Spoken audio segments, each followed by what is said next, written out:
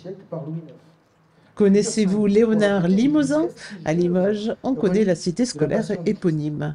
Mais les lycéens connaissent-ils l'artiste émailleur du XVIe siècle? Non, pas du tout. Je savais qu'il faisait participer au lycée Léonard Limousin, mais sinon je connaissais pas son travail ou ce qu'il avait fait dans la vie. C'est un grand émailleur et on lui a donné son nom à notre lycée. Depuis 1963, tout le monde parlait dans la région du Grand Léonard en pensant que c'était Léonard de Vinci, alors qu'en fait c'était Léonard Limousin dans la région. Aujourd'hui, au lycée, son parcours et sa créativité au service des rois de France de la Renaissance marquent les esprits. Maintenant, quand on va discuter, quand on va parler de Léonard de Limousin, ça va nous donner un stade un peu.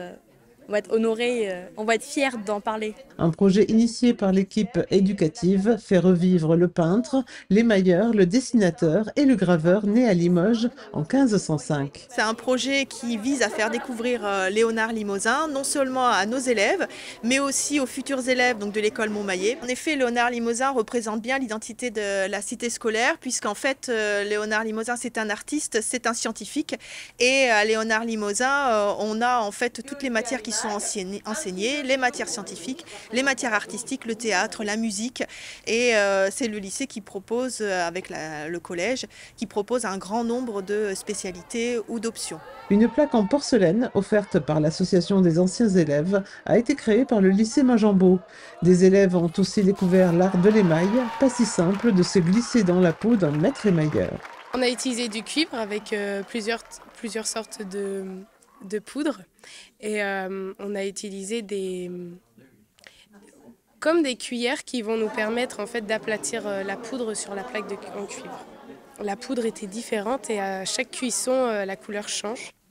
Donc ça a été très compliqué à trouver les bonnes couleurs et les manier, surtout sur notre plaque en cuivre. C'est assez inné en fait. Ils pigent vite, ils comprennent vite les gestes. Souvent, c'est des enfants qui aiment bien le côté manuel, donc on les sent à l'aise. Non, c'est vraiment bien de continuer à montrer et à aller dans les écoles pour les sensibiliser et les faire manipuler. Il y a 24 émaux qui sont portés sur les murs de l'établissement scolaire, c'est absolument fabuleux, c'est somptueux, faut venir voir, quoi. Un programme de rencontres et de conférences célèbre l'émailleur et l'alchimiste scientifique. Ce qui va en rester déjà, comme vous le disiez, des générations depuis l'âge de 10-11 ans en CM1, CM2, jusqu'à nos élèves de lycée déjà qui connaissent. On sait très bien que la mémoire s'entretient et la mémoire collective entretient la mémoire précédente.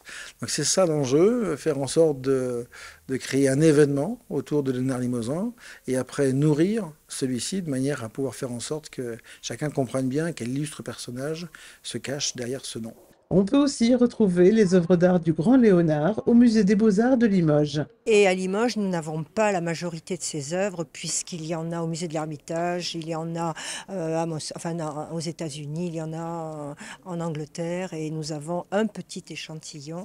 C'est un artiste qui a eu une cote internationale à une époque, oui. Et je pense qu'elle va le redevenir grâce à nous.